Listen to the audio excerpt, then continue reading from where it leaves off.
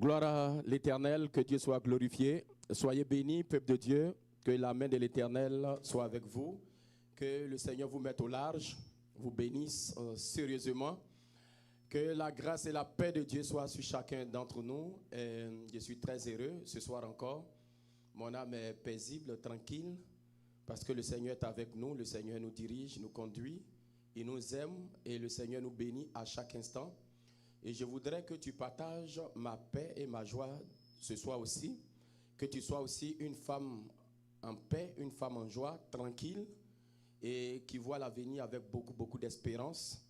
Christ en nous, l'espérance de la gloire, c'est ce que Colossiens 1, 27 nous dit. Et on n'a aucune raison de nous inquiéter de quelque chose. La Bible dit ne vous inquiétez de rien. Mais en toute chose, faites connaître vos besoins par des prières, des supplications, avec des actions de grâce. Et la paix de Dieu qui surpasse toute intelligence gardera vos cœurs, vos pensées en Jésus-Christ. Ça, c'est Philippiens chapitre 4, le verset 6 jusqu'au verset 7. Et donc, que vos cœurs soient fortifiés. Hier nuit, j'étais en train de prier. Il devait être, je pense, 4 heures du matin. Et puis, le Seigneur me donnait un verset, Jean 14, 27, comme si je ne l'avais jamais connu. Je m'avais pris Jean 14, 27, et c'est ce que ça dit. Ne vous inquiétez de rien, mais en toute chose, faites connaître vos besoins par des prières, des supplications, avec des actions de grâce. C'est comme si c'était la première fois que je découvrais ce verset. Donc, la paix de Dieu doit conduire chacun d'entre nous. Nous n'avons pas connu le Seigneur Jésus-Christ pour désespérer. Nous n'avons pas connu le Seigneur Jésus-Christ pour pleurer, pour avoir peur de quelque chose, mais nous l'avons connu pour vivre la vie abondante. Donc, en Jésus-Christ, nous avons la vie abondante et personne ne doit avoir peur de quelque chose, craindre quelque chose, parce que l'autorité spirituelle est avec nous. Dieu nous aime, il nous a choisis. Et bien aimé, il n'était pas obligé de nous choisir. C'est pourquoi nous allons lui confier ce moment et puis tranquillement nous allons développer un thème tellement important aujourd'hui. Encore quelque chose que des enfants de Dieu négligent, mais c'est une âme incroyable dans les mains du croyant. Nous allons parler de ça tout à l'heure. Je suis très bien. Tu es habitué au sang de Jésus, tu es habitué au nom de Jésus, tu es habitué au Saint-Esprit. Mais on va parler d'une âme que tu négliges, qui est puissante, extraordinaire. Quand tu vas découvrir ça ce soir, tu ne pourras plus t'en passer. Donc prions ensemble. Père, nous te rendons grâce. Merci pour ton amour, ta bonté, ta fidélité infinie. Merci pour chacun d'entre nous, pour nos vies. Merci pour nos familles, merci pour les hommes, merci pour les femmes. Merci Seigneur pour quelqu'un qui souffre et que Seigneur, tu lui tends ta main, Seigneur, pour le sauver ou pour la sauver, cette femme qui souffre, cet homme qui souffre, tu le sauves. Merci, Père, pour cet enfant angoissé. Seigneur, Père, que tu te soustrais de l'angoisse. Merci pour un père de famille qui ne sait pas à quel saint se vouer, que, Père, tu rencontres tranquillement encore ce jour. Merci, Père, pour quelqu'un qui lutte avec la mort dans un hôpital. Seigneur, nous voulons prier pour cette personne, que ta grâce soutienne, Seigneur, cette personne. Merci pour quelqu'un, Seigneur Père, qui rencontre certainement une difficulté particulière, Seigneur Père. Nous prions que ta grâce toute puissante repose sur la vie de cette personne. Nous prions pour une femme qui est en travail et qui souffre énormément et que l'enfant a une présentation céphalique ou une présentation siège. Seigneur Père, nous prions que tu interviennes puissamment dans la vie de cette femme, une femme qui saigne abondamment à l'hôpital. Nous prions que ta grâce repose, Seigneur Père, sur cette femme. Une femme qui est enceinte et qui a une menace d'avortement. Nous prions, Seigneur Père, que cet enfant soit conservé. Que ta grâce, Seigneur Père, agisse, Papa. Une femme qui souffre des douleurs étranges. Une femme enceinte qui souffre des douleurs étranges. Une douleur surajoutée par l'ennemi. Nous prions que ta grâce, Seigneur Père, repose sur cette femme. Merci, Père, mon Dieu, mon roi, pour un enfant qui lutte contre une malformation congénitale, Papa. Nous prions, Seigneur, d'intervenir puissamment, Seigneur. Nous prions pour quelqu'un qui est malade, qui n'a pas les moyens financiers pour aller à l'hôpital dans les pays qui n'ont pas d'assurance maladie. Que ta grâce, Seigneur Père, supporte toutes ces personnes malades qui n'ont aucun moyen financier, Papa. Nous prions pour un missionnaire qui est quelque part dans un pays reculé, un pays hostile à l'évangile, qui souffre, Papa. Nous prions que, Seigneur, ta grâce repose sur un tel missionnaire, Papa. Nous prions afin que, Père, toutes sortes de souffrances qu'endurent tes enfants, que tu interviennes puissamment, parce que l'ange de l'Éternel campe autour de tous ceux qui craignent ton nom, et tu les arraches du danger, Papa. Merci Seigneur pour le sang de Jésus qui a coulé à la croix pour nous, pour le témoignage, Seigneur, de la résurrection, le témoignage de Christ, le témoignage du ciel et le témoignage des croyants en Christ que nous sommes. Nous bénissons ton nom ce soir parce que tu soutiens les ministères. Merci pour tout. Sois élevé, glorifié au nom de Jésus-Christ. Amen. Bien-aimés du Seigneur, j'ai eu la grâce de participer à une réunion des hommes de Dieu. Des hommes de Dieu, ils sont dans la Nouvelle-Écosse. Et celui qui est intervenu, il est hygiéniste et il est, si vous voulez, le responsable de la santé publique au niveau de la Nouvelle-Écosse. Et donc, j'ai eu la grâce de participer à une telle réunion qui avait réuni plus de 3600 églises à peu près. Et donc, ils m'ont envoyé le bilan, le résultat de tout ce qui a été fait. C'est l'impact de la COVID-19 sur les églises au Canada. Et au Canada, je tiens à t'annoncer qu'il y a 32 000 églises. 32 000 églises. 32 000 églises au Canada. Tout le Canada, toutes les provinces confondues, 32 000 églises. Et le bilan de ce, si vous voulez le résumé de la recherche de tout, c'est 54 pages. Et je bénis le nom du Seigneur qui m'a permis de participer à une telle plateforme où vraiment des hommes de Dieu chevronnés au Canada étaient connectés partout dans toutes les provinces. Et ça a été très édifiant. Et l'un des résultats, il y a eu beaucoup de résultats de leurs recherches, mais il y a quelques points qui m'ont beaucoup touché. C'est qu'il y a des églises aujourd'hui qui ont fermé. Je vous annonce qu'il y a 1% des églises qui ont fermé au Canada. Sur les 32 000, donc 1%, je pense que nous sommes à plus de 300 églises à peu près qui ont fermé définitivement à cause de la COVID-19. Donc vous voyez l'impact de la COVID-19. On avait parlé des impacts ici, que même si le Seigneur va désactiver le coronavirus dans la période pascale, mais les impacts vont être terribles et terribles et terribles. Et donc, 1% des églises au Canada ferment définitivement. Ça dit, ce n'est pas temporaire, ferment définitivement. Et dans les résultats des recherches aussi, il s'est avéré que beaucoup d'églises aujourd'hui ont une baisse drastique de leurs finances. De leurs finances, ces églises n'arrivent plus à couvrir vraiment, si vous voulez, les charges de l'église. Vous voyez, quand on a commencé ici, j'ai lancé tous des appels aux églises, aux chrétiens, aux fidèles de payer, continuer à payer leurs dîmes, les offrandes. C'est votre royaume, c'est votre maison. Donc, vous voyez, j'ai vraiment de la compassion pour toutes ces églises qui n'arrivent pas à joindre les deux bouts aujourd'hui. C'est vrai que le gouvernement a mis des programmes sur pied, mais ce n'est pas le gouvernement qui doit supporter les églises. C'est nous. C'est nous, les fils du royaume, qui devons supporter les églises. Donc, dans le communiqué final, les gens parlaient d'une association de mains. Certainement que d'ici quelques temps, on va s'unir pour aider les églises aujourd'hui qui n'arrivent pas à payer certainement leurs factures et qui sont mal parties. Et il y en a qui disent que d'ici 3 ans, elles savent que ces églises savent que l'impact sera tellement grave. Et bien aimé du Seigneur, c'est ça. Il y a aussi l'un des résumés qui disait que dans le personnel, par exemple, il y en a qui ont perdu beaucoup de personnes déjà. On n'a même pas encore repris, vous comprenez?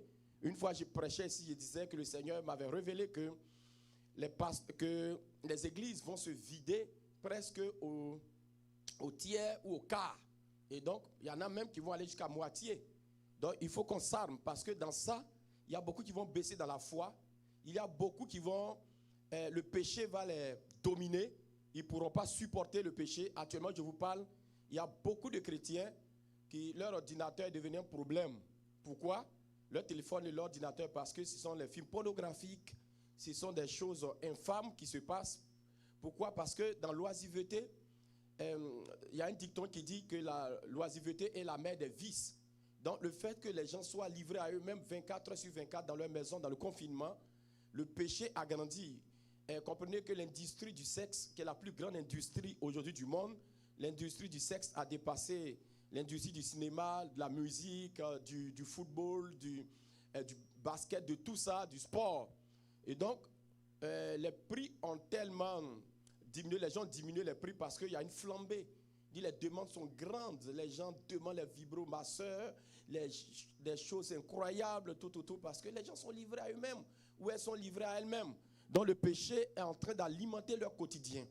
Donc les chrétiens les plus faibles, dans la foi, ce moment de confinement va être un moment de décrochage complètement de leur vie spirituelle. Et puis aussi, dans ce moment de confinement, les oiseaux de mauvais augure dans les églises vont passer de maison en maison dans leur téléphone pour désactiver la foi de certaines personnes. Je vous assure, les intrus, les gens de mauvaise vie, bien aimés, ceux qui pensaient, qui se faisaient passer pour des chrétiens n'étaient pas, ou des chrétiens n'étaient pas, dans les églises, au téléphone, vont faire un travail très fort. Écoutez bien ce que je vous dis. Vont faire un travail très fort dans les cœurs. Vont détourner les plus faibles dans la foi. C'est-à-dire, c'est une moisson de Dieu en même temps une moisson du diable. Attention, attention. C'est une moisson de Dieu, le confinement, mais c'est aussi une moisson du diable. Le diable va utiliser ses agents pour moissonner, pour détourner la foi des plus faibles.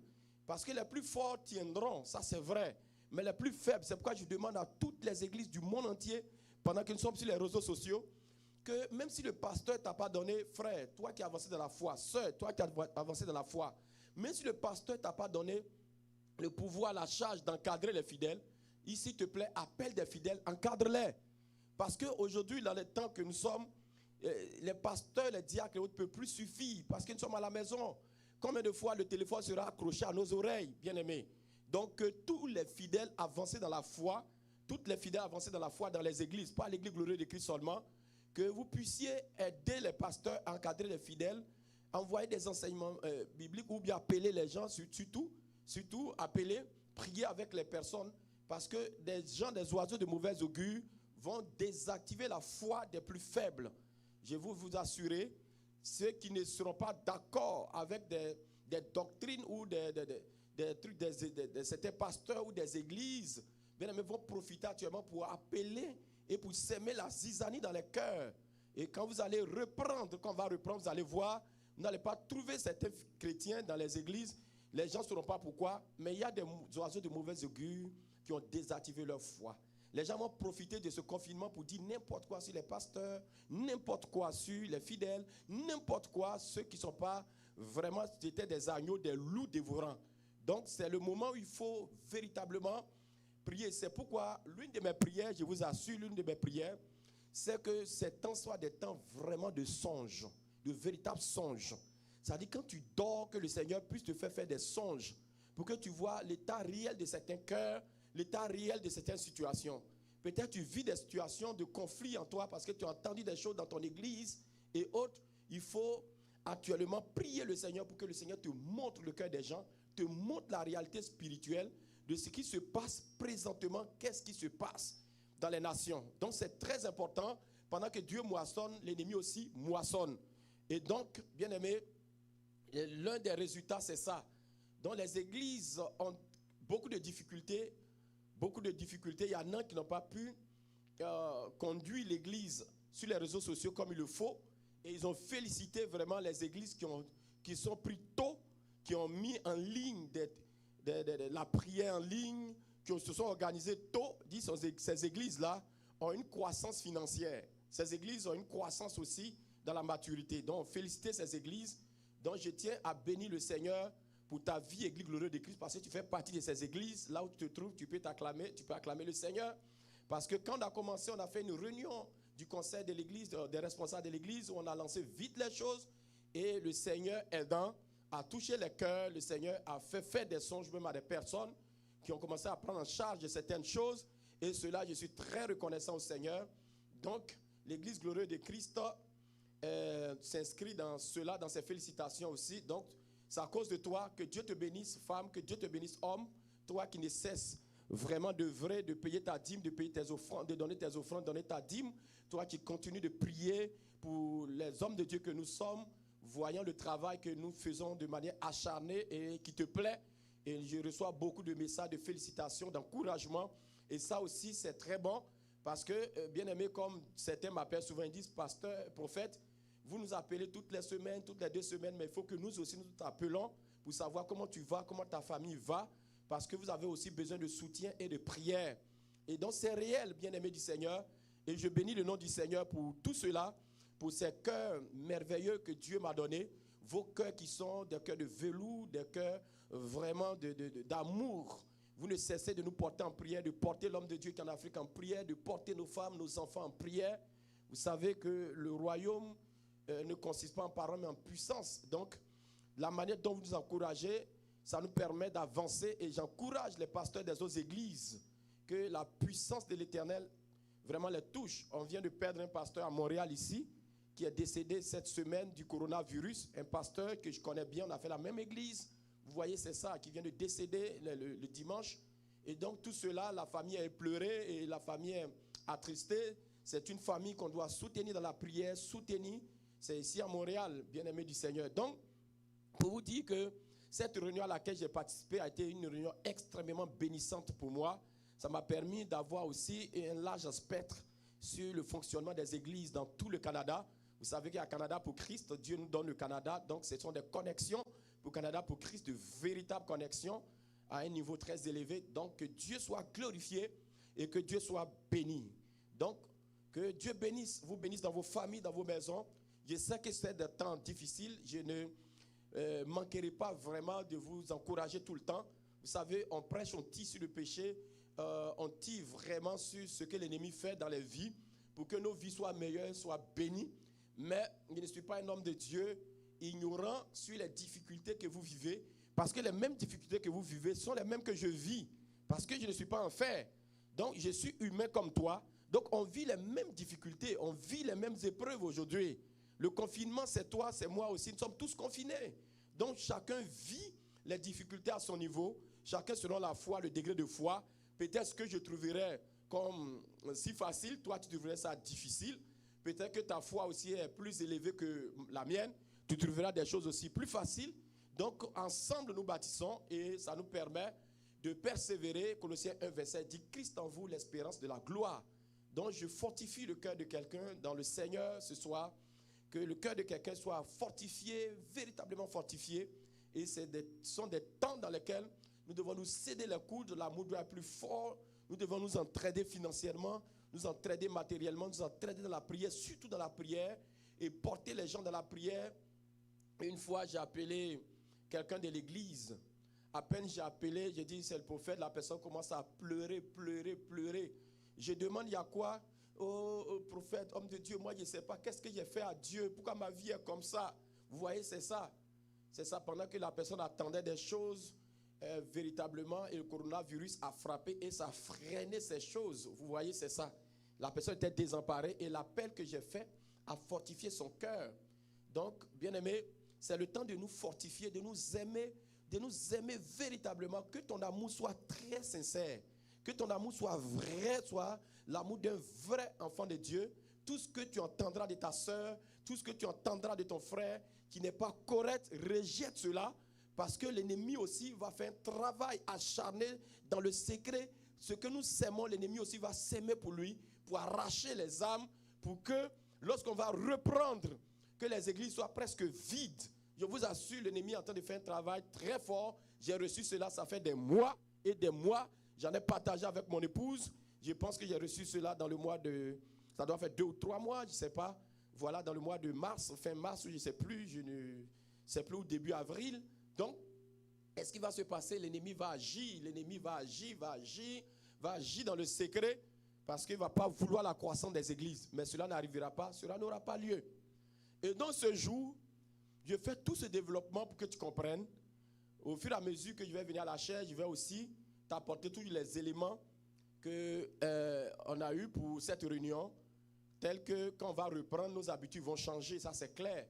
Nos habitudes vont changer. Et on est en train de réfléchir comment repenser l'Église.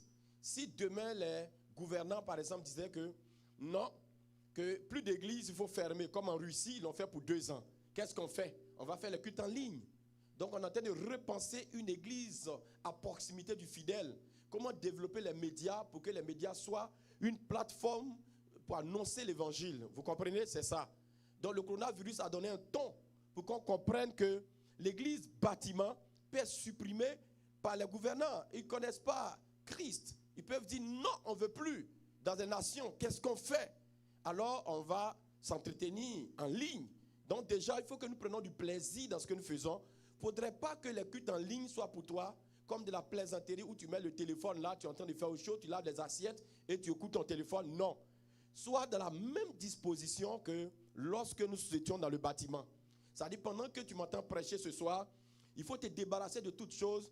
Il faut t'asseoir avec tes enfants, prends ton cahier, prends ton stylo, écris, prends note. Parce que le problème, c'est que 1 mois, 2 mois, 3 mois de distraction, tu vas perdre la foi. Donc, quand les cultes arrivent, prie, concentre-toi, prends du temps dans la prière et concentre-toi pour venir au culte.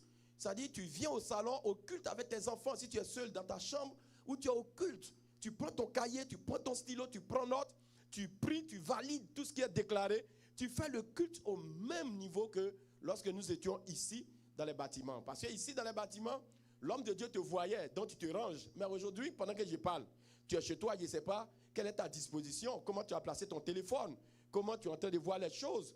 Peut-être même tu es couché sur ton lit et puis tu écoutes. Mais non, ne prends pas cette position, tu vas dormir. Il y a quelqu'un qui m'a rendu témoignage il n'y a pas trop longtemps. Pendant que j'étais en train de prêcher, la personne était étendue sur son lit. Et puis c'était le dimanche passé, ce dimanche. Et la personne, le sommeil l'a prise. Et c'est ce dimanche que j'ai prêché sur la vie est une guerre. Et donc, la personne dit pendant que elle dormait, dans son songe, la personne m'a vu rentrer dans sa chambre. M'a vu et puis, je l'ai tapé et il a pointé du doigt. Il dit, tu dors, lève-toi. Et quand la personne s'est réveillée, j'étais en train de développer les solutions. Les solutions pour la guerre. Vous voyez, c'est ça. Et donc, il y a des cas pratiques. La personne dormait avec son téléphone couché sur son lit. C'est le dimanche, la personne m'a rendu témoignage le lundi. Il dit, prophète, pendant que tu prêchais, le sommeil m'avait prise, du moins c'est une femme, m'avait prise. Et pendant que j'étais en train de dormir, je t'ai vu, tu es rentré dans mon songe et tu m'as pointé du doigt, tu dis, réveille-toi, réveille-toi. Et quand je me suis réveillé, tu étais en train de donner les solutions face à la guerre de notre vie. Donc le Seigneur ne veut pas qu'on dorme. Ces temps ne sont pas des temps de sommeil, non. Ce sont des temps pour implémenter la puissance de Christ, bien-aimé du Seigneur. Le thème d'aujourd'hui, ça va être l'autorité spirituelle se trouve dans les caractères de Jésus-Christ.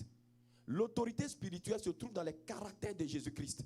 Bien-aimé, vous savez, l'enfant de Dieu connaît le sang de Jésus en priant, que le sang de Jésus m'environne, que le sang de Jésus me protège, que le nom de Jésus, le Saint-Esprit. Mais bien-aimé, l'une des âmes les plus puissantes qu'on ignore, ce sont les caractères du Seigneur Jésus-Christ. Tu vas découvrir ce soir comment les caractères du Seigneur Jésus-Christ sont une puissance pour le corps de Christ, pour l'enfant de Dieu. Bien-aimé, le sang de Jésus-Christ et le nom de Jésus-Christ, sans les caractères de Jésus-Christ, c'est de la récitation. Ça ne fait rien du tout à l'ennemi. Ça ne fait rien à l'ennemi du tout et du tout. Ne pas développer les caractères de Jésus-Christ et utiliser son sang et son nom, tu vas te retrouver, je vais me retrouver dans la même position que les 7 fils de Séva, qui étaient en train de... Ils étaient fils de sacrificateurs. C'est-à-dire leur père Séva était sacrificateur et eux-mêmes étaient sacrificateurs. Ils chassaient des esprits impurs. Et ils ont dit, nous te conjurons au nom de Jésus que Paul prêche. Dit, l'esprit malin a saisi un. Il a dit, nous connaissons qui est Jésus. Nous savons qui est Paul, mais vous, qui êtes-vous? Donc, je vais t'assurer aujourd'hui, écoute très bien cette prédication, cet enseignement. Les caractères de Jésus-Christ, c'est la plus grande de toutes les puissances que nous puissions avoir. Parce que tu peux ne même pas savoir utiliser le sang de Jésus. Mais si tu as les caractères de Jésus-Christ, l'ennemi te fuit. Je t'assure, l'ennemi te fuit. Tu peux ne même pas savoir utiliser le nom de Jésus-Christ. Mais si tu revêts simplement les caractères de Jésus-Christ, même ton silence est la plus grande prière. Même ton silence fait peur dans le monde spirituel. Ce qui arrive, c'est que beaucoup de personnes ignorent les caractères de Jésus-Christ. Mais l'autorité spirituelle se trouve dans les caractères de Jésus-Christ, bien-aimé du Seigneur. Lorsque nous lisons Philippiens chapitre 2, le verset 5 à 11, lisons Philippiens 2, le verset 5 à 11, on lit nos versets déjà, et puis on va commenter tout à l'heure et la puissance de Dieu va nous saisir.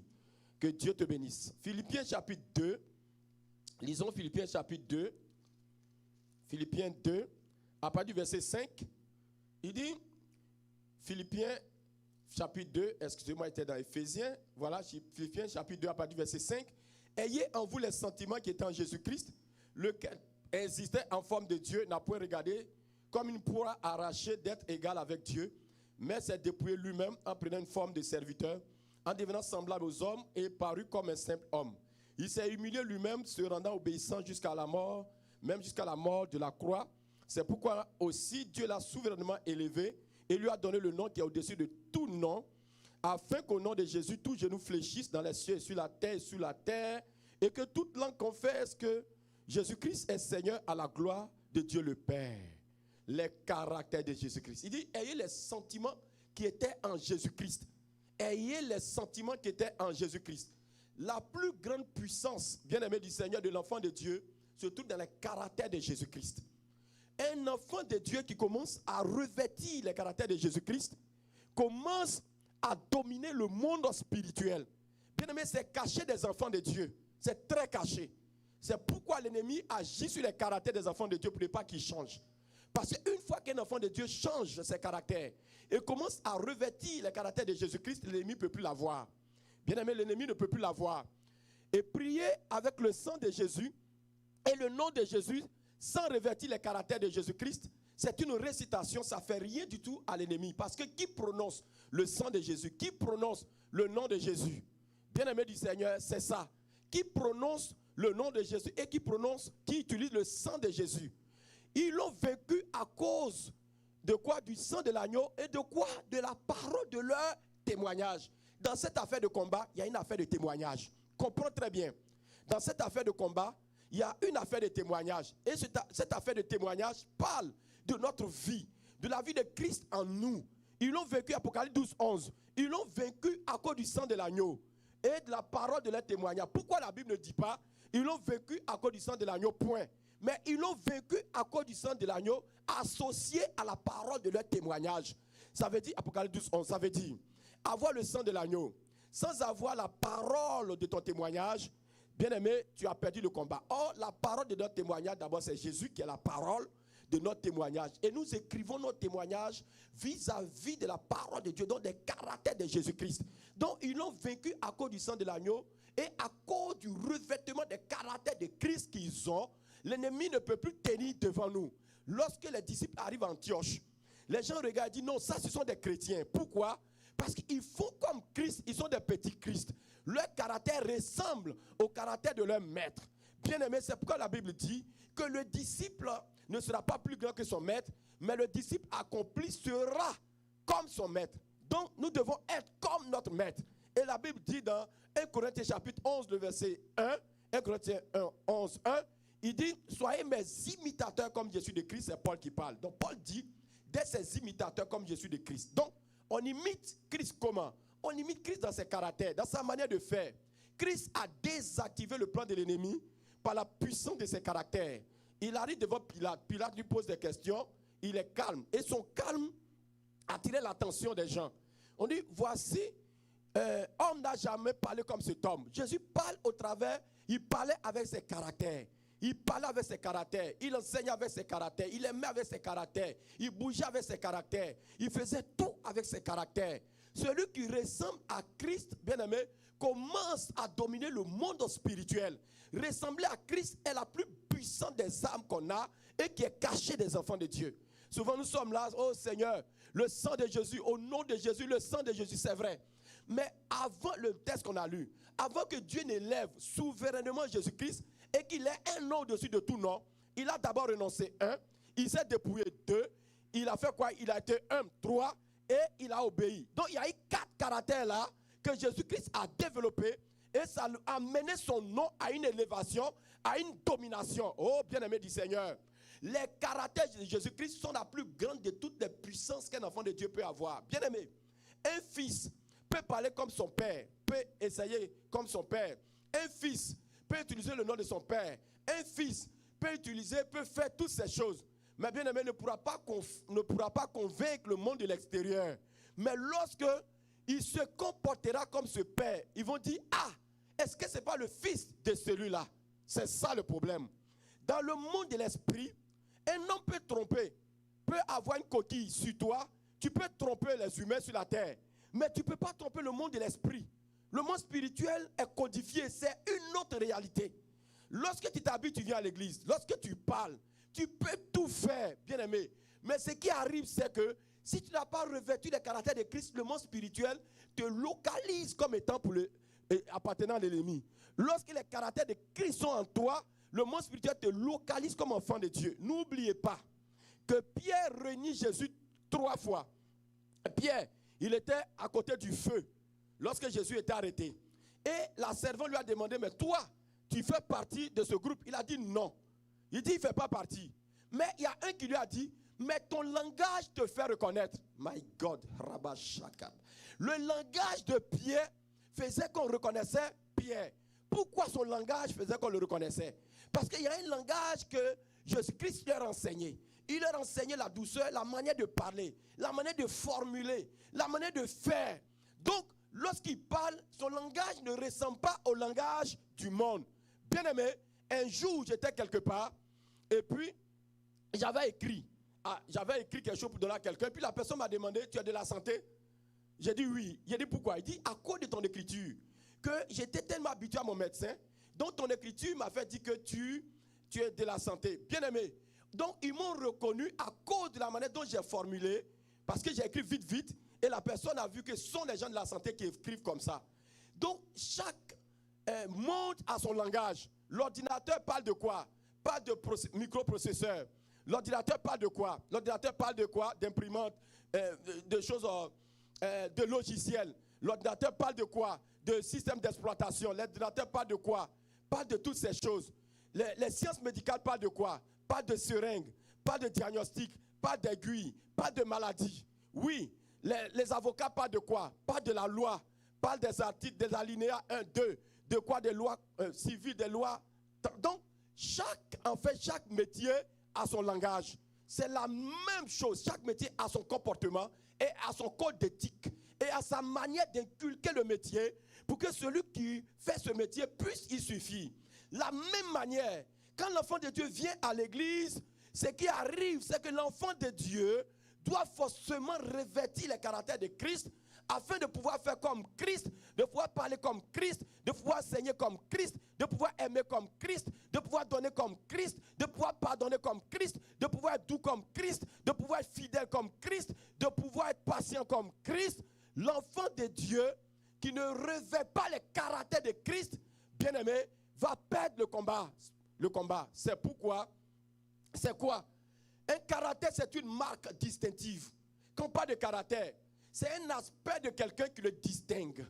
Un jour, ça m'a marqué. J'étais dans mon pays d'origine et j'étais en train de prêcher. Et je prêchais, non, ce témoin m'a tellement marqué et ça m'a fortifié de courir derrière les caractères de Christ. Cette semaine, j'ai pris même un moment de jeûne pour revêtir les caractères de Christ. Je vous confesse cela.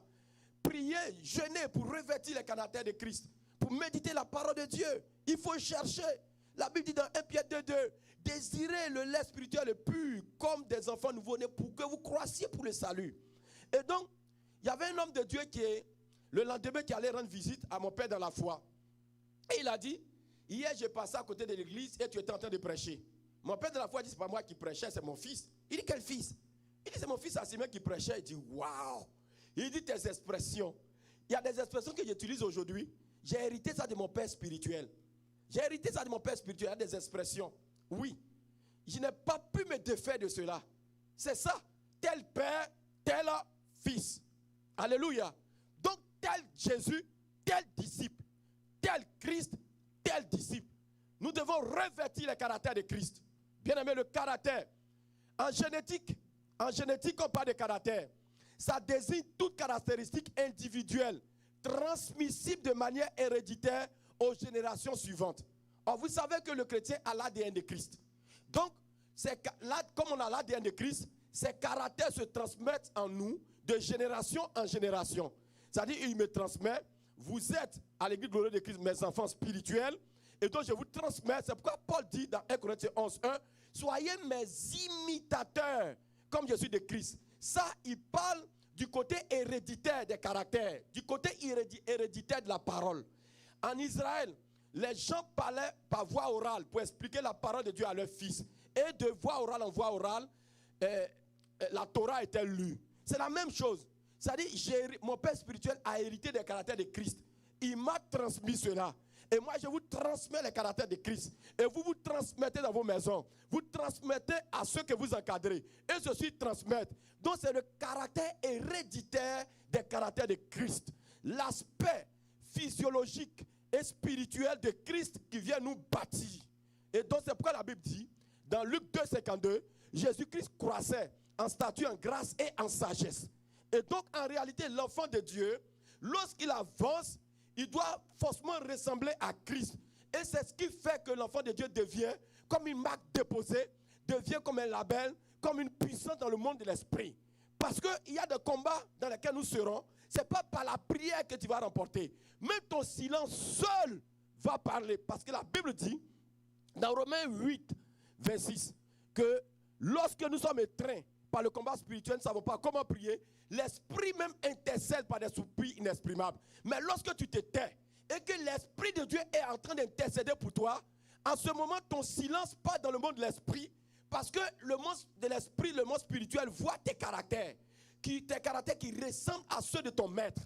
Donc l'ennemi sait, quand il te regarde, il te localise, il sait que lui là ne m'appartient pas, il appartient à Christ. Bien-aimé du Seigneur, l'âme la plus fatale de l'enfant de Dieu, ce sont les caractères de Christ.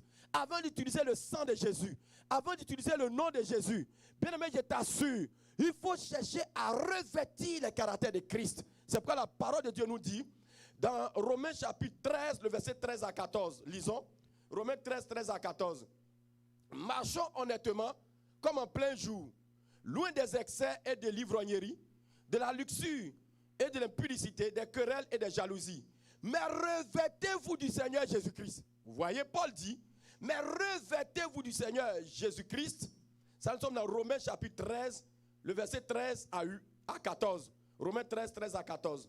Mais revêtez-vous de Jésus-Christ, c'est le verset 14, du Seigneur Jésus-Christ, et n'ayez pas soin de la chair pour en satisfaire les convoitises. Revêtir, c'est mettre sur soi un vêtement. Donc, Paul dit de mettre Jésus-Christ comme un vêtement. Mais comment tu peux mettre Jésus-Christ comme un vêtement? Ce sont les caractères de Jésus-Christ. Il faut revêtir. Vous voyez, ma jaquette qui est sur moi, ça dit les caractères de Jésus-Christ doivent m'envelopper comme ça. En fait, il faut t'envelopper dans les caractères de Jésus-Christ. Il faut t'habiller dans les caractères de Jésus-Christ. Il faut développer les caractères de Jésus-Christ. Maintenant, tu me diras, mais prophète, pourquoi nous devons développer les caractères de Jésus-Christ? La chose que je vais te dire ce soir, c'est que tu dois retenir que développer les caractères de Jésus-Christ, d'abord, pour lui ressembler. Alléluia. Il faut ressembler à Christ. Il faut que je ressemble à Christ. Il faut que tu ressembles à Christ. Au fur et à mesure que l'enfant de Dieu fonctionne dans sa vie spirituelle quotidienne, il doit ressembler à Christ.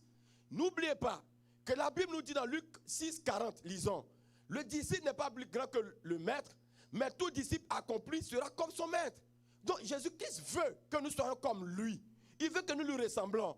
Parce qu'il a donné, si vous voulez, l'évangile à l'église. C'est l'église qui a l'évangile. C'est l'église qui doit aller dans les extrémités de la terre, comme l'a dit dans Matthieu 28. Nous représentons Jésus-Christ sur la terre. Donc notre langage, notre manière de faire, notre cœur, tout doit ressembler à Christ afin que le monde, en nous regardant, en fait, voit Christ au travers de nous. C'est pourquoi la Bible dit que de bien se comporter au milieu des païens, afin que là où on nous calomnie, qu'on nous voit nos bonnes œuvres. Mais les enfants de Dieu aujourd'hui ne courent pas derrière les caractères de Christ. Ils courent derrière la puissance. C'est vrai. Ils courent derrière l'autorité qu'on vient de développer, on est en train de développer depuis 2 mois. Mais l'autorité spirituelle est localisée surtout dans les caractères de Jésus-Christ. Développer les caractères de Jésus-Christ, c'est développer l'autorité spirituelle. Chercher les caractères de Jésus-Christ, c'est chercher l'autorité spirituelle. Regardez, la Bible nous dit dans 2 Corinthiens chapitre 3, le verset 17. 2 Corinthiens 3, 17. La Bible nous dit, 2 Corinthiens 3, 17. Nous tous qui, le visage découvert, contemplons comme dans un miroir la gloire du Seigneur, nous sommes transformés à la même image. De gloire, vous voyez, à la même image. Donc Dieu désire une transformation à la même image que Christ. Nous sommes transformés à la même image, de gloire en gloire, comme par le Seigneur, l'Esprit. Donc plus nous revêtons le Seigneur Jésus-Christ, plus nous sommes transformés de gloire en gloire. Bien-aimés du Seigneur, quand Dieu nous crée, il crée Adam et Ève. la Bible dit, créons l'homme à notre image selon notre ressemblance. Donc Dieu veut que nous reflétons son image. Mais Adam déchu, l'image de Dieu a été défigurée. Alors, qu'est-ce que Dieu a fait? Dieu a cherché à restaurer l'humanité, à restaurer son image. En restaurant l'humanité, Dieu restaure son image. En restaurant les humains, Dieu restaure son image. En purifiant les humains, Dieu purifie son image sur la terre. N'oubliez pas que Dieu fait tout ça pour sa gloire. Nous sommes nés pour la gloire de Dieu. L'enfant de Dieu est né de l'Esprit de Dieu pour la gloire de Dieu. Comme il dit dans Jean chapitre 1, le verset 12. À tous ceux qui l'ont accepté, qui ont cru en son nom, elle leur a donné le pouvoir de devenir enfants de Dieu.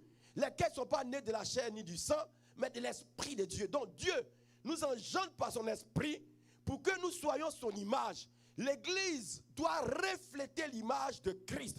C'est pourquoi il nous sort du monde, Ecclésia, pour venir revêtir les caractères de Christ afin de lui ressembler et que l'image de Dieu soit restaurée au travers de notre vie. Ça veut dire le monde ne voyant pas Christ, parce que Christ est esprit. Quand le monde te regarde, le monde voit les caractères de Christ en toi. Je me souviens à 2 reprises ou 3 reprises dans mon pays d'origine. Ça m'a tellement marqué. J'avais pris un moment de jeûne et puis je devais arrêter à 18h. Et je suis parti acheter de la banane. Il y a une madame qui faisait de la banane, j'étais à l'acheter. Et j'étais fatigué, c'était 3 jours de jeûne, donc j'arrêtais. J'étais assis sur le banc, il y avait sa fille, elle était en avant, elle était assise. Puis j'avais demandé de la banane. Et elle parlait de Jésus-Christ à quelqu'un qui était venu rendre visite. Et puis je lui disais, juste pour la chahuter, que vous êtes chrétienne. Elle dit oui. J'ai dit, mais c'est quoi être chrétien? Elle dit, tu ne connais pas Jésus? Elle dit, Jésus c'est qui? Je ne l'ai jamais vu moi. J'étais en train de voir son niveau de foi. Elle dit, en bon, que dans ce monde-là, vous ne connaissez pas Jésus? J'ai dit, non, je n'ai jamais entendu parler de son nom, tu peux me parler? Quand la dame a tourné son visage, elle m'a regardé, elle dit, serviteur de Dieu. Elle dit, pourquoi tu dis, je suis serviteur de Dieu? Elle dit, quand elle a tourné son visage, qu'elle m'a regardé, l'Esprit de Dieu lui a dit, fais attention à mon serviteur. Alléluia. On ne peut pas se cacher.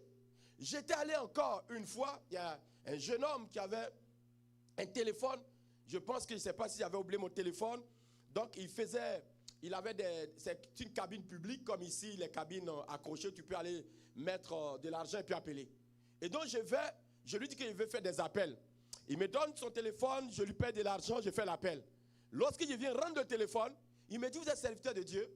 Je dis, pourquoi? Il dit, votre manière de me parler, votre manière de marcher, lorsque vous avez pris le téléphone, vous étiez en train de marcher, quand vous veniez, c'est comme l'Esprit me dit que vous êtes serviteur de Dieu. C'est ça en réalité. Par ta manière de faire, de parler au travail.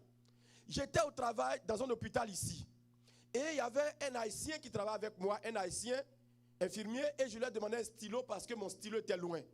Et puis, je venais juste d'arriver sur le palier. Il m'a demandé comment un pasteur peut demander un stylo à quelqu'un. Je n'avais jamais dit à quelqu'un qui était pasteur. Il a dit, mais pourquoi tu me dis je suis pasteur? Il dit, mais la manière dont tu te comportes ici, tout le monde a fait de la chicane sauf toi. Les gens te provoquent, je vois. Il dit, tu n'as pas encore duré, mais je vois. Tout le monde a chicané sauf toi. Il dit, ce n'est qu'un pasteur qui peut faire cela. Acclamez le Seigneur où vous trouvez. Acclamez le Seigneur. Alléluia. J'ai compris que revêtir les caractères de Christ, c'est extraordinaire. Il y a une autre qui m'a appelé, qui me dit, tu sais, vraiment la manière de te comporter, c'est vraiment extraordinaire. J'ai réduit l'ennemi au silence. Pourquoi? Il y avait une femme âgée qui était sur le palier. Un jour, je rendais mon rapport. Vous savez, il y avait beaucoup d'infirmiers, plus d'une trentaine, les matins, les médecins, tout le monde est là. Et cette dame-là me parle comme elle a envie de parler. Et ce jour, j'ai élevé un peu la voix. Et notre surveillante générale, ici on appelle ça surveillante d'unité de soins, elle a appelé la responsable, la coordonnatrice. Elle est venue immédiatement. Quand elle m'a trouvé là, elle m'a vu en train de parler, elle a pris ma main, elle m'a envoyé dans une chambre, et regardez ce qu'elle m'a dit, je vous parle. Un témoignage très sérieux. Elle me dit, je sais que tu as raison. Elle dit, je n'ai pas bien de t'écouter. Pourquoi elle dit ça? Elle me dit, parce que je sais comment tu te comportes ici. Depuis que tu es arrivé, les témoignages que j'ai de toi, tu n'as jamais chicané, tu n'as jamais fait quelque chose. Je sais que cette dame t'a provoqué. Elle a appelé la suivante d'unité de soins. Elle lui a demandé ce qui s'est passé, elle a expliqué. Elle a appelé cette infirmière qui avait plus de 50 ans dans son bureau. Elle lui a donné des conseils. Elle dit, cet homme, je le connais, il ne fait pas d'histoire, ne lui fais pas d'histoire. ils ont décidé que certains mots ne se disent plus sur les paliers. Bien-aimés du Seigneur, c'est ça. Revêtir le caractère de Christ. Nous devons revêtir le caractère de Christ.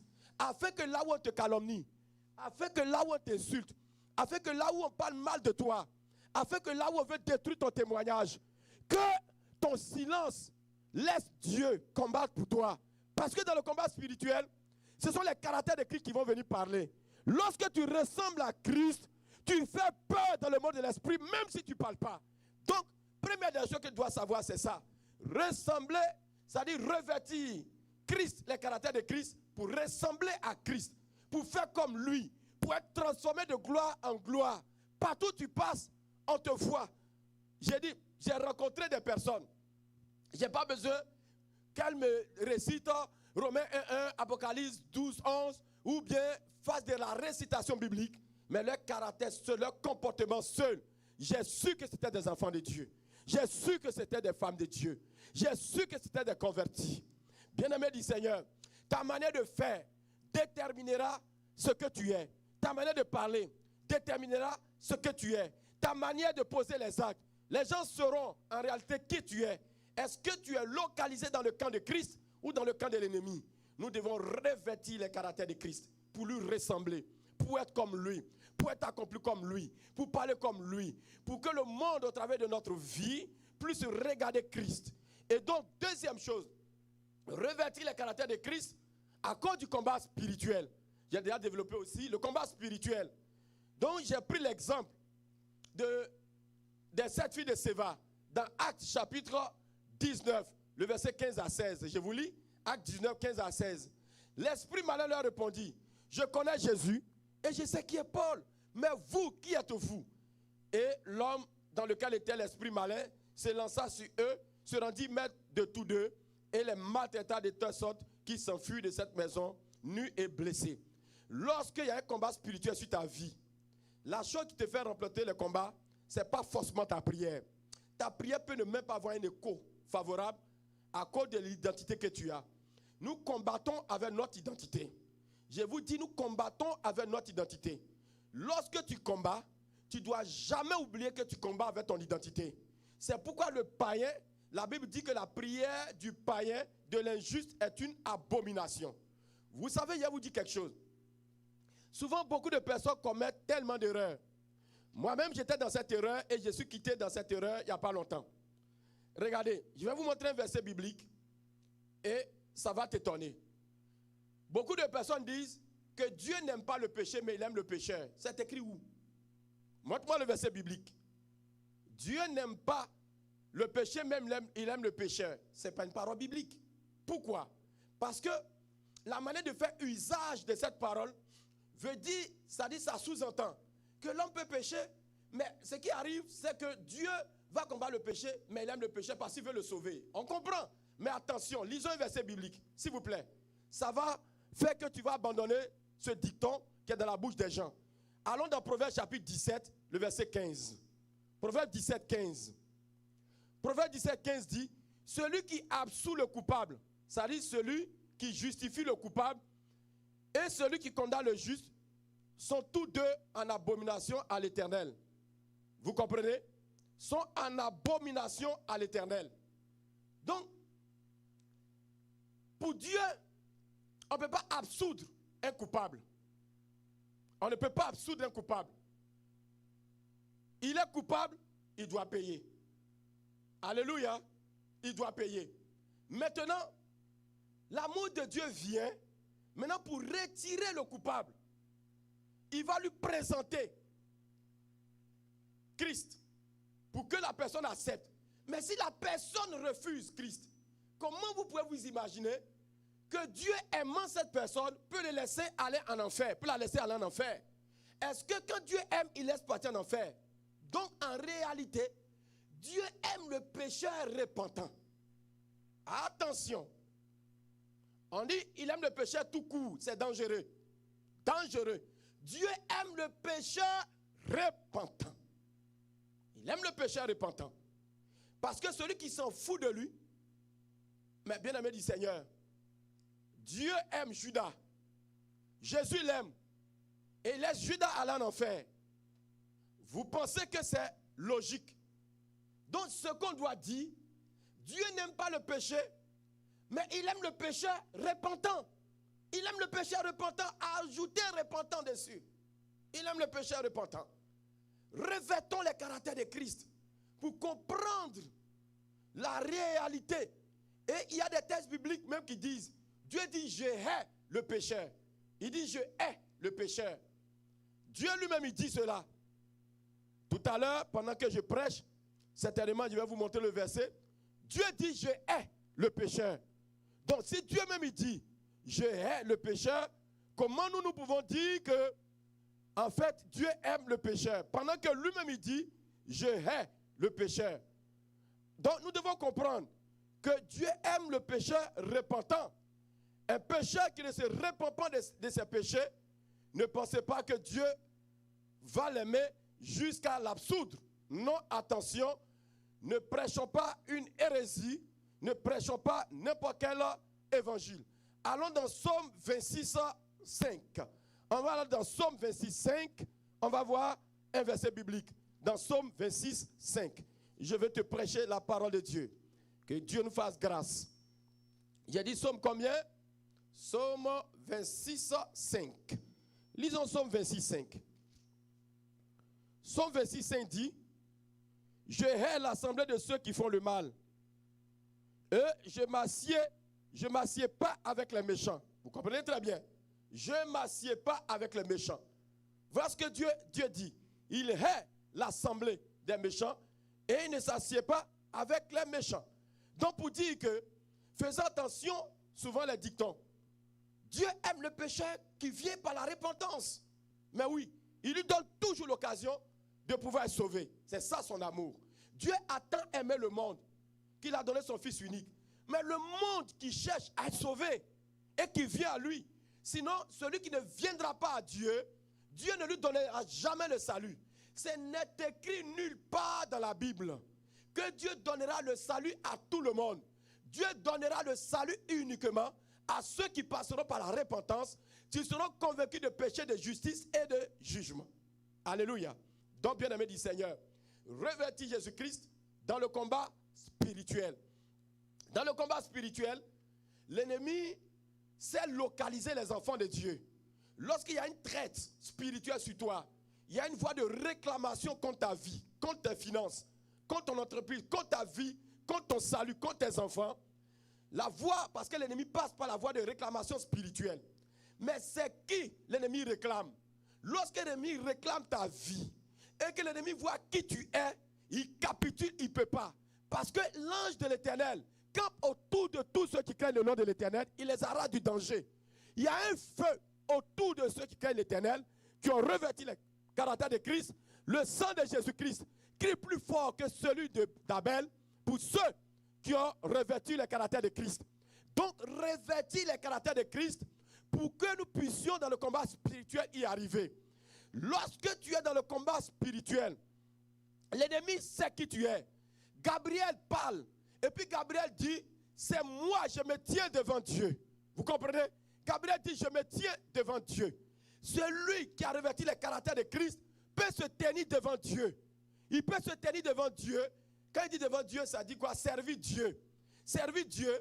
Et lorsque nous servons Dieu, lorsque nous sommes de véritables croyants, ayant revêtu le caractère de Christ, le ministère des anges se déploie sur notre vie. Hébreux 1, 14. Hébreux 1, 14 dit, ne sont-ils pas des esprits, c'est-à-dire les anges, qui font quoi? Qui sont au service de Dieu et qui exercent un ministère en faveur de ceux qui doivent hériter du salut. Mais celui qui doit hériter du salut, c'est celui-là qui a revêtu le caractère de Christ. N'importe qui ne peut pas hériter du salut, bien-aimé du Seigneur. Donc l'ange, les anges, le ministère des anges sont exercés autour de ceux qui ont revêtu le caractère de Christ. Aujourd'hui, il y a beaucoup qui ne supportent pas des prédications. Il y a beaucoup qui ne supportent pas qu'on crie sur le péché. Il y a beaucoup qui ne supportent pas un certain nombre de choses parce que leur cœur est gonflé. L'orgueil, la méchanceté qui est logée dans leur cœur, l'endurcissement du cœur, il y a des choses qu'ils ne supportent pas. Pourquoi? Parce qu'ils n'ont pas encore revêtu le caractère de Christ. Quand tu as revêtu le caractère de Christ, il y a la douceur en toi. tu es doux et douce. Quand on te regarde, la Bible dit qu'ils ont envoyé Jésus comme un agneau qu'on a mené à la boucherie sans défense. Un enfant de Dieu ne se défend pas. Il dit, à moi la vengeance, il dit, ne vous vengez pas. Car à moi la vengeance, à moi la rétribution. Quels que soient les torts qu'on te fait, quelles que soient les critiques, les calomnies sur ta vie, enfant de Dieu, Église du Dieu Tout-Puissant dans le sang de Jésus, revêtons-nous du caractère de Christ, arrêtons de nous défendre. Arrête de prendre ton téléphone, de te justifier.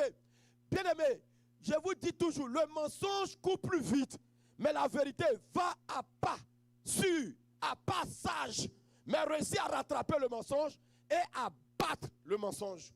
Bien-aimé, quels que soient les temps et les circonstances, le mensonge sur ta vie sera connu. Un mensonge peut faire des mois, un mensonge peut faire un an. Je vais vous dire quelque chose. Le méchant ne tient que par la grâce de Dieu. Le méchant ne tient que par la miséricorde de Dieu. Que par la miséricorde dans la souveraineté de Dieu. J'ajoute la souveraineté. Vous savez, c'est ça. Vous savez, vous qui avez vos maris non convertis, vous qui avez vos femmes non converties, vous qui avez des enfants non convertis, des parents non convertis qui vous font du tort, ils vivent à cause de vous. Paul dit, le mari non converti, sa vie est sanctifiée par la femme. Donc les bénédictions abondantes qui coûtent sur la vie de la femme maintiennent, sanctifient son mari impur. C'est ce que Paul nous dit dans 1 Corinthiens chapitre 7. Et donc, vice versa, ça dit la vie de pureté de l'homme vient couvrir la vie de son mari. C'est ça le principe, le mystère, alléluia, de l'amour de Christ. Il y a un mystère de l'amour de Christ. Ça dit la vie communautaire à l'église couvre. La Bible dit que l'amour couvre une multitude de péchés. Donc, la prière des justes, ça couvre, ça cache même l'impureté de certains méchants. Je vous assure, je vous livre un secret spirituel. Donc, les méchants ne meurent pas. Pas parce que Dieu ne voit pas. Pas parce que Dieu est impuissant.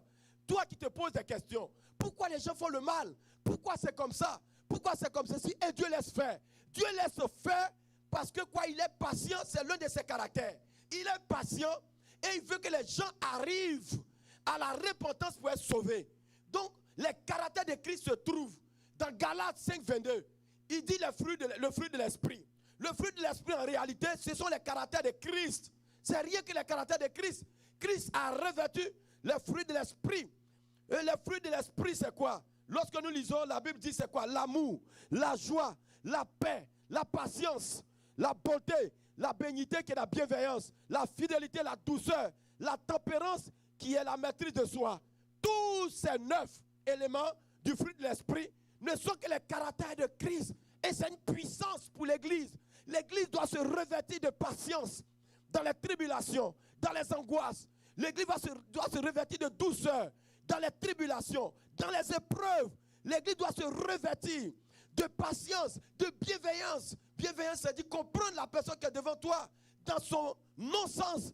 Quand les gens sont pris dans les mailles de l'ennemi, dans les filets du diable, ils vont poser des actions, des comportements que tu ne comprendras pas envers toi, envers ton épouse, envers tes enfants, envers l'église, envers ton travail, envers quelqu'un d'autre.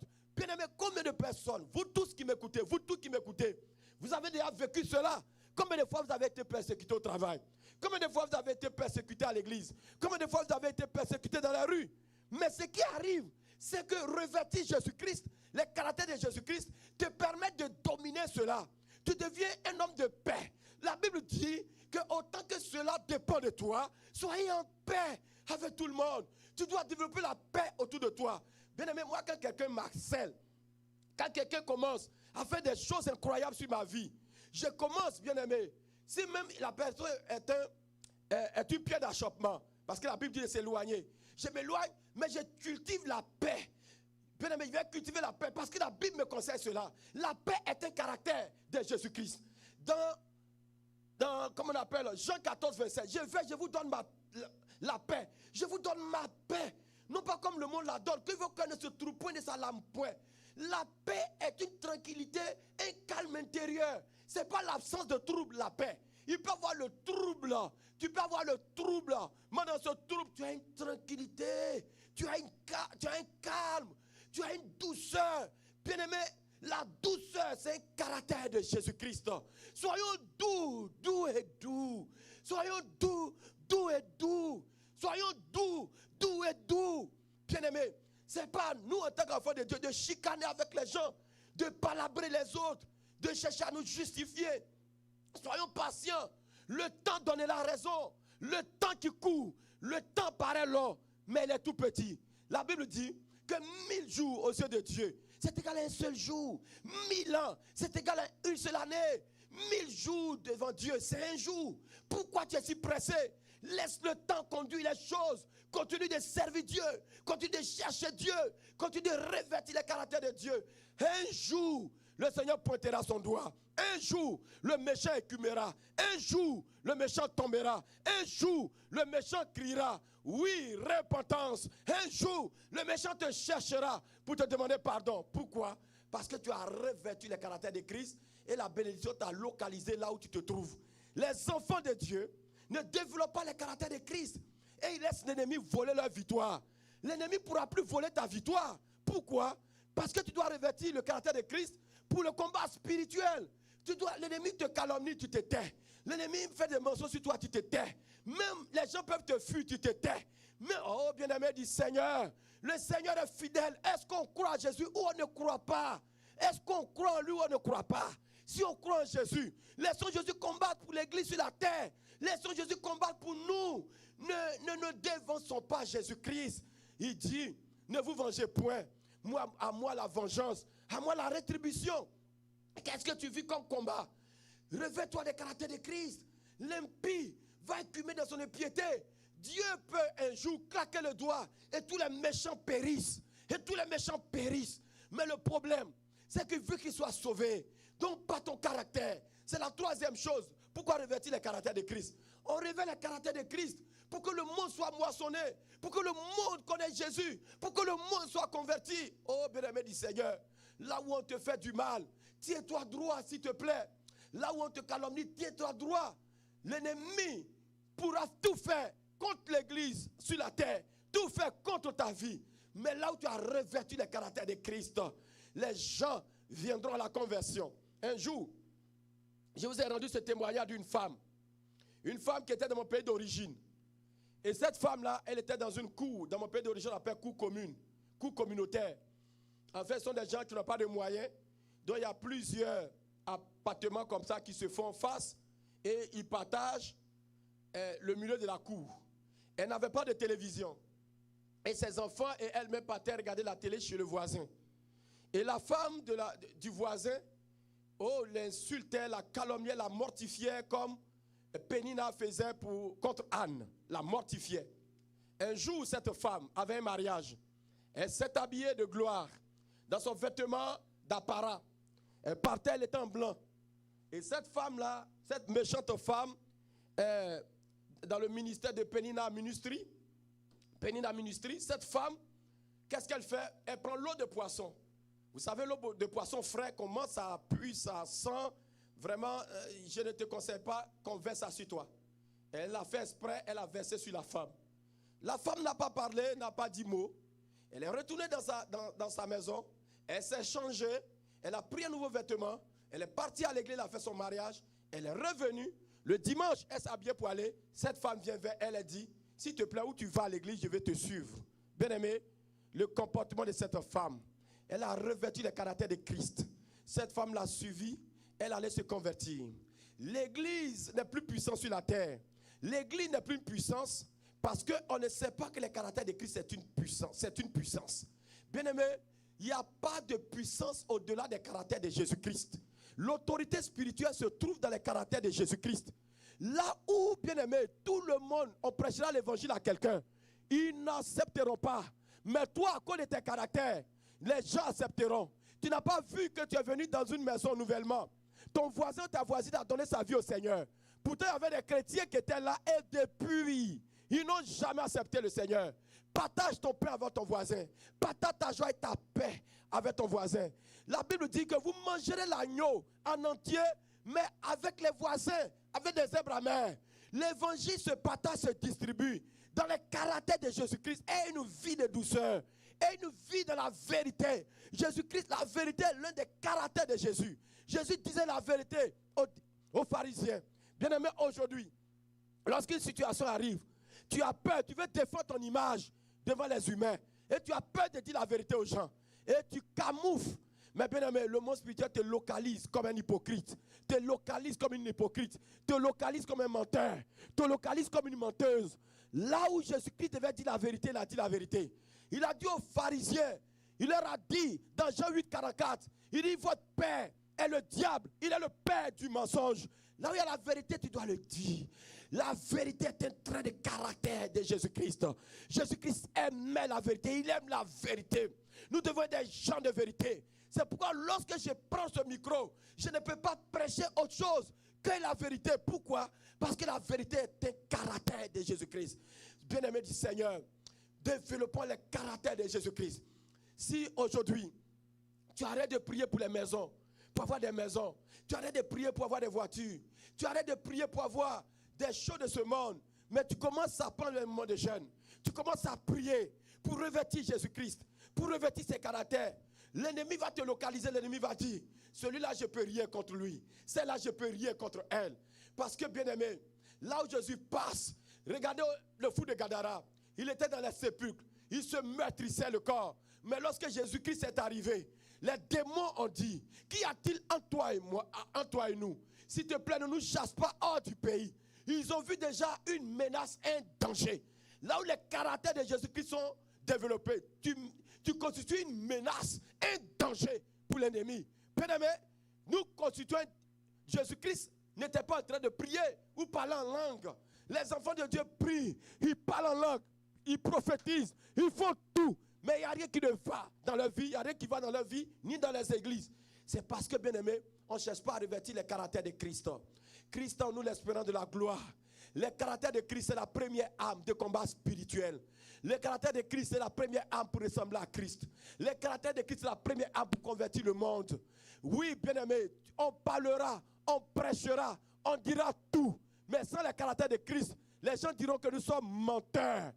J'ai écouté le témoignage d'un homme de Dieu, aujourd'hui qui m'a traumatisé, mais positivement. Voilà l'homme de Dieu, c'est un héros de la foi, qui dit, il y a un jeune pasteur qui allait prêcher dans une église. Quand le jeune pasteur a fini de prêcher, son message était tellement puissant, tellement glorieux, que le monde a commencé à prier, à se repentir. Il y a un jeune qui était là, il avait été tellement touché, et ils ont donné rendez-vous au pasteur dans leur maison, je crois. Et cet homme est venu rencontrer le pasteur qui venait de prêcher avec un feu dévorant. Et donc, il le rencontre, il voit le pasteur sur le langage, un mondain. Il ne comprenait pas. Il dit, mais attends, c'est celui-là qui vient de prêcher.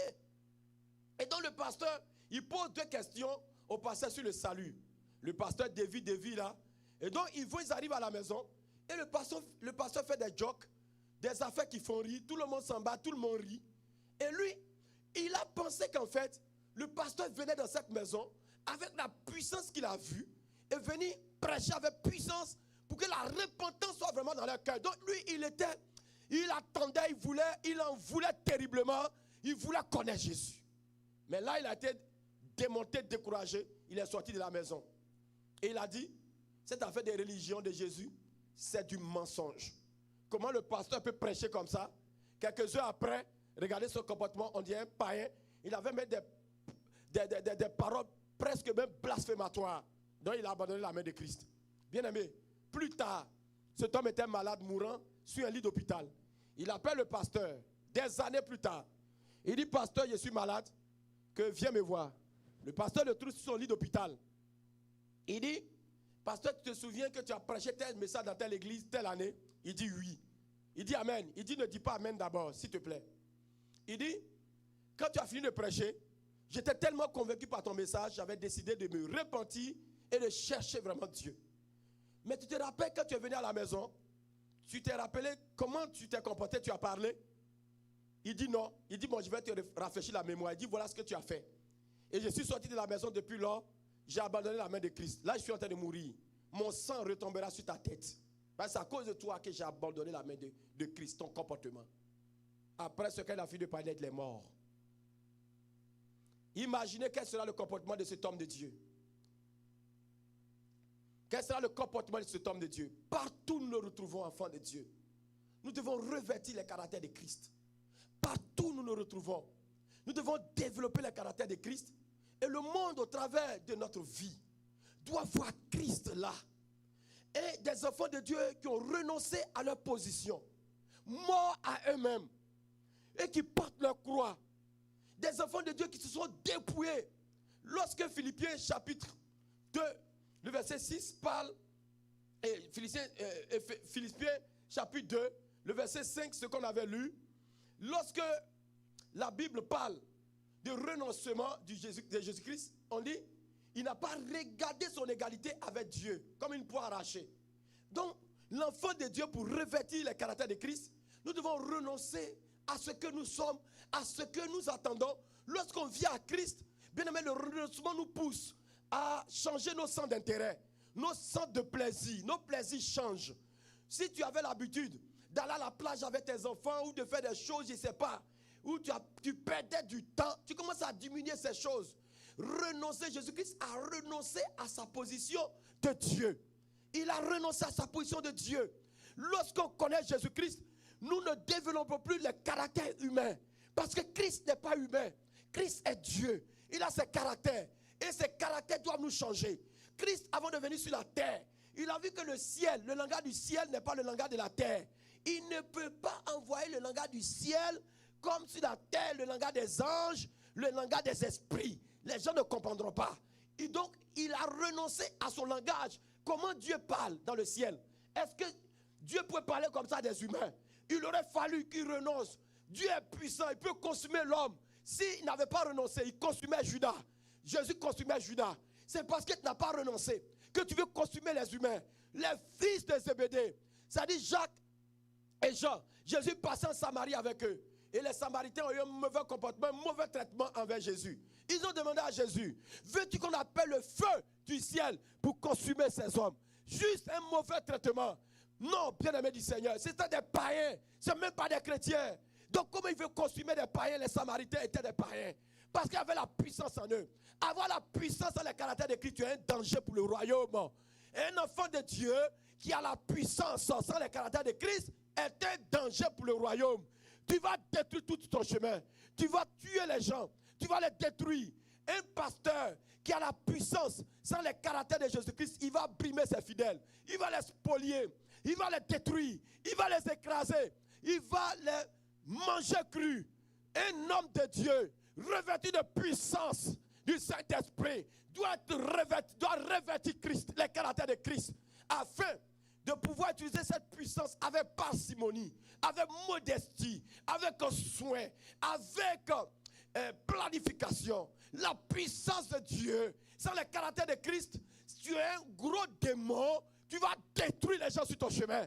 Bien-aimé du Seigneur, ne cherchons pas l'autorité de Dieu sans revêtement des caractères de Christ. Les caractères de Christ vont faire que là où tu devais utiliser la puissance pour détruire, tu utilises la douceur. Là où tu devais utiliser la puissance pour détruire, tu utilises la tranquillité, la paix.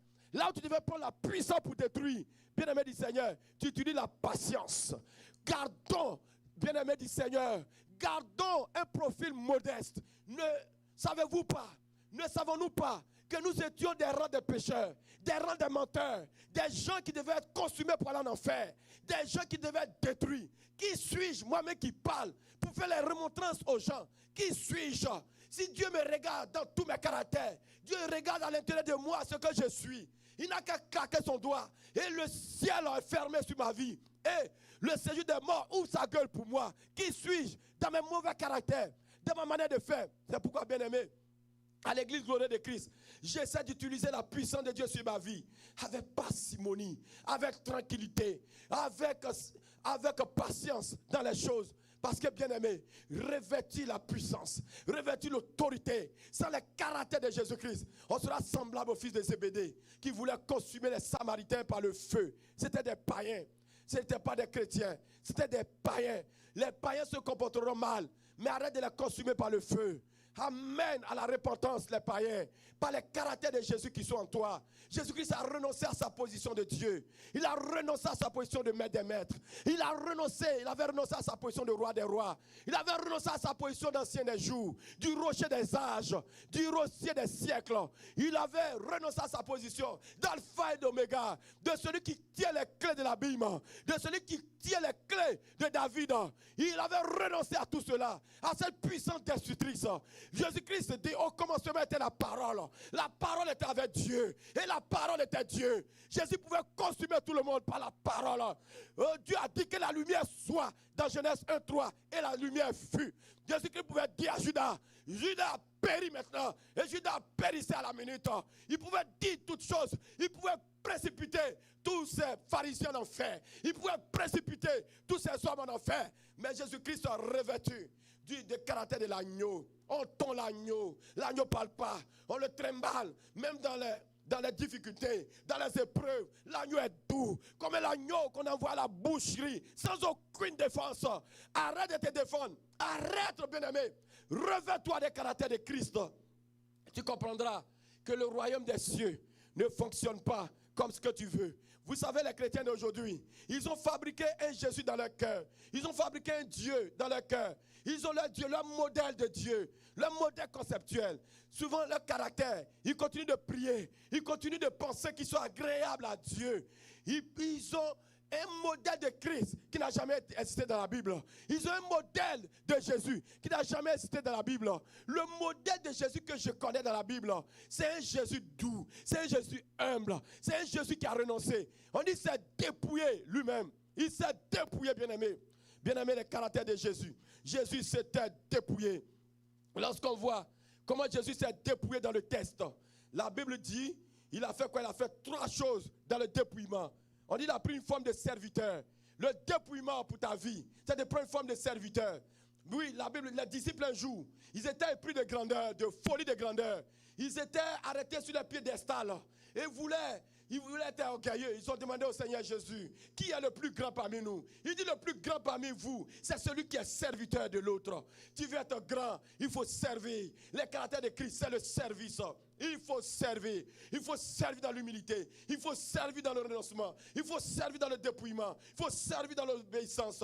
Tu veux être élevé, ça passe par le service. Le plus grand de toute la terre, c'est le serviteur d'autrui. Le serviteur d'autrui. Celui qui sert sera élevé. La Bible dit que Moïse était mort. Josué, serviteur de Moïse. Mais Josué ne quittait pas la tente d'assignation. Josué servait Moïse. En servant Moïse, il a servi Dieu. Ne dis pas qu'en servant le prophète enseignant, tu sais un homme pour sa gloire. Tu es en train de servir Dieu. Tu veux être élevé, c'est Dieu. Oh, Jésus-Christ s'est dépouillé lui-même en prenant une forme de serviteur. Il n'est pas venu comme Dieu, mais il est venu comme un serviteur. Il est venu servir. Lorsque tu es serviteur, tu es humble. Tu peux laver la pied des autres. Tu peux obéir à ce que ton pasteur te dit, à ce que ton prophète te dit. Tu peux obéir à des choses. Tu peux renoncer à toi-même. Oh, bien-aimé du Seigneur, les caractères de Jésus-Christ, il s'est dépouillé. Il s'est dépouillé après une forme de serviteur. Soyez de vrais serviteurs. Soyez de vrais servants du peuple de Dieu. Je vous annonce un évangile de la croix. Un évangile qui amène au ciel. Pas un évangile qui court derrière l'argent, derrière le matelas, derrière le lit, derrière le vêtement. Mais c'est un évangile des caractères de Christ qui nous amènera. Cet évangile, il est pur. Il nous amènera à une chose grande. On dominera la terre. Le dépouillement, ça passe par le service. Ça passe par le service. Jésus est devenu servi. Ils n'ont pas compris Jésus. Il dit, il lave les pieds. Il arrive sur Pierre. Pierre dit, non, Rabbi, Rabouni, tu ne laveras pas mes pieds. Il dit, si tu ne veux pas que je lave tes pieds, tu n'auras pas part à cela. Pierre dit, lave ma tête, lave mes pieds et lave tout mon corps. Pierre voulait un revêtement là d'humilité.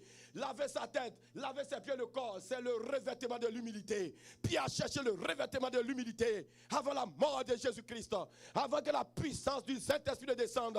Pierre avait connu la puissance de l'humilité.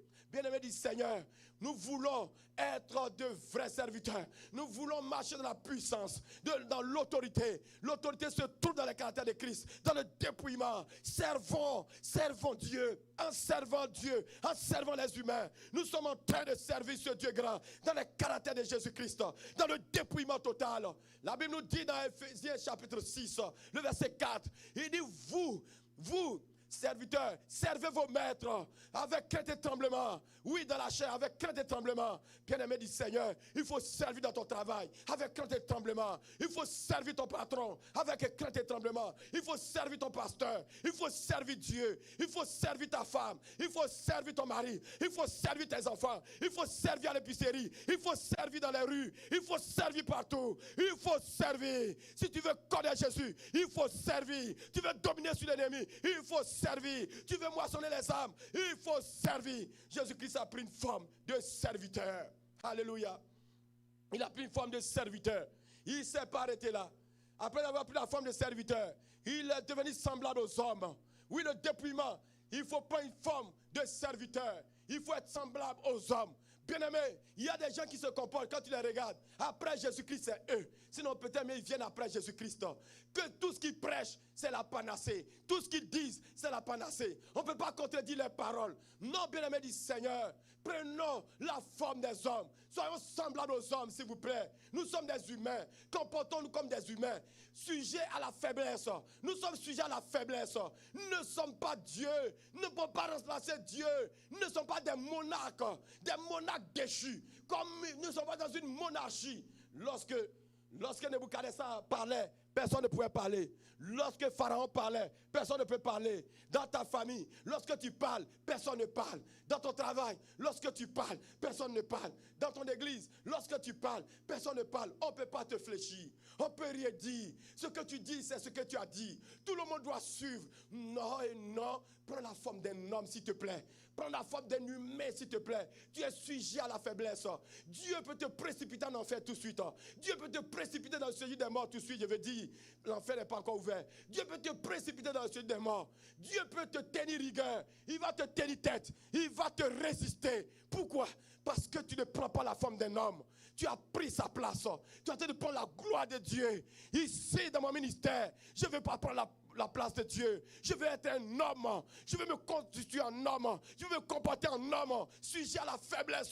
Sujet au péché. Sujet à toutes sortes de pourritures. Ma vie est une pourriture. Nous sommes des pourritures. Nous sommes pourris dans nos cœurs. Nous sommes menteurs. Nous sommes des affabulateurs. Nous sommes des calomniateurs. Nous sommes des pécheurs ancionnés. Nous sommes des pécheurs ancionnés. Nous sommes des pécheurs ancionnés. Nous devons le savoir. Prenons des simples hommes. Jésus-Christ, il a été un simple homme. Il est parti jusqu'à se faire baptiser. Jésus-Christ se fait baptiser, c'était un miracle. C'était un miracle. On baptise les pécheurs. Jésus n'avait jamais péché. Comment Jésus-Christ a péché? Comment Jésus-Christ, du moins, s'est fait baptiser? Du moins, je veux dire, il n'a jamais péché. Comment il a accepté de se faire baptiser? Le troisième, dans le dépouillement, on dit qu'il était devenu semblable aux hommes et ayant paru comme un simple homme. Il n'a pas été un homme, mais il a été un simple homme. Ne sois pas un homme seul, sois un simple homme. La Bible a insisté, il a été un simple homme, la simplicité. Jésus-Christ, en se faisant baptiser, il s'est identifié au pécheur pour que le pécheur puisse se reconnaître en lui, comme il a porté le péché à la croix. Dans son baptême, il était en train de dire au monde entier, regardez, je me baptise, pas que j'ai péché, je ne connais pas de péché, mais en réalité, je vais m'identifier à vous. Faites ce que je fais, faites-vous baptiser, rentrez dans le royaume. C'est l'identification. Oh, Jésus-Christ était un simple homme qui parlait simplement, un homme qui mangeait simplement, un homme qui faisait simplement. Quand les disciples veulent bloquer, il dit non, laissez-les venir. Les disciples veulent bloquer les enfants, il dit non, laissez-les venir à moi, les plus petits, ne les empêchez pas. L'une des caractéristiques d'un vrai pasteur, regardez s'il joue avec les enfants de l'église, regardez est-ce qu'il aime vos enfants. Un pasteur qui se met loin des enfants, il n'a jamais connu Christ. Jésus-Christ a pris les enfants. C'était un simple homme. Est-ce qu'on peut accepter d'être des simples personnes? Sois une simple femme dans ton foyer, une simple femme dans ton église, sois une simple femme dans ton travail, un simple homme dans ta famille, un simple homme dans ton église, un simple homme dans la rue, un simple homme. Soyons des simples. Jésus-Christ lui-même, étant Dieu, il s'est comporté comme un simple homme. Est-ce qu'on peut accepter, bien-aimé du Seigneur, d'être de simples hommes? Accepter d'être de simples hommes. Que nous soyons des simples hommes. Afin d'abandonner cet orgueil qui est en train de pourrir notre vie. Cet orgueil qui est en train de détruire le corps de Christ sur la terre. Le monde ne veut plus venir à Jésus. Le monde ne veut plus connaître Jésus à cause de nous. Nous sommes orgueilleux. Nous sommes orgueilleux. Qui sommes-nous? Nous avons eu simplement la grâce d'être purifiés. Nous avons eu simplement la grâce d'être enveloppés par le Saint-Esprit. Nous avons eu la grâce. La Bible dit dans Jean 3, 27, Jean 3, 27, qui es-tu? Qu'est-ce que tu n'as reçu qui vient de Dieu? Il dit, un homme ne peut recevoir que ce qui lui a été donné du ciel. Jean 3, 27, un homme ne peut recevoir que ce qui lui a été donné du ciel. Notre sainteté vient du ciel, notre pureté vient du ciel, notre salut vient du ciel. Jacques chapitre 1, le verset 17, toute grâce excellente, tout don parfait vient du Père des Lumières, chez lequel il n'y a ni changement ni homme de variation. Nous n'avons rien fabriqué, nous n'avons rien acquis par nos forces, nous n'avons rien acquis par notre intelligence, nous n'avons rien acquis par notre dextérité, nous n'avons rien acquis par notre service, mais nous avons tous eu. Nous avons tout eu par grâce. Si nous avons eu par grâce, soyons de simples hommes, soyons de simples personnes. Ne nous confondons pas à cette masse orgueilleuse, à cette masse remplie d'impiété. Oui, que notre vie soit rebâtie sur les murailles de la grâce, les murailles du sanctuaire. Que nos vies soient rebâties sur les murailles du sanctuaire, sur les murailles de la grâce. Ô Seigneur Jésus-Christ, regarde ton sanctuaire dévasté et que Seigneur, nos vies soient rebâties sur les murailles de ton sanctuaire. Oh bien-aimé du Seigneur, nos vies doivent être rebâties sur les murailles du sanctuaire. Nos vies doivent être rebâties sur les murailles du sanctuaire. Jésus-Christ avait été humble. Un état d'esprit de quelqu'un qui a conscience de ses insuffisances, c'est l'humilité. Il faut avoir conscience de tes insuffisances. Que j'ai conscience de mes insuffisances. Nous sommes limités. Ce n'est pas la prière que nous pouvons avoir. Si ce n'est pas la prière que tu peux avoir, ça dit que tu as des insuffisances. Pourquoi ta pensée ne t'amène pas à ce que tu veux? Tu ne peux pas arracher ce que tu veux. Tu as tout par la prière. Si tu as tout par la prière, ça dit que tu dépends de quelqu'un. Tu dépends de quelqu'un. Puisque nous dépendons de quelqu'un, alors soyons humbles. Ayons conscience de nos limitations. Ayons conscience de nos insuffisances. Ayons conscience de nos limites. Nous sommes des pécheurs. Nous sommes des gens limités. Nous sommes des gens qu'on peut recevoir que par la prière. Encore que souvent nous prions, nous ne recevons pas. Parce que j'ai dit, nous prions mal. Le temps est arrivé de rebâtir notre vie sur les murailles du sanctuaire. Père, rebâtis nos vies sur les murailles du sanctuaire. Jésus-Christ avait été obéissant. Obéissant. Jésus-Christ avait été obéissant. Caractère de Jésus-Christ. Humilité. Il a renoncé. Il s'est dépouillé. Il a été humble. Il a été obéissant. Il est amour. Il a la joie. Il est la joie. Il est la paix. Il est la patience.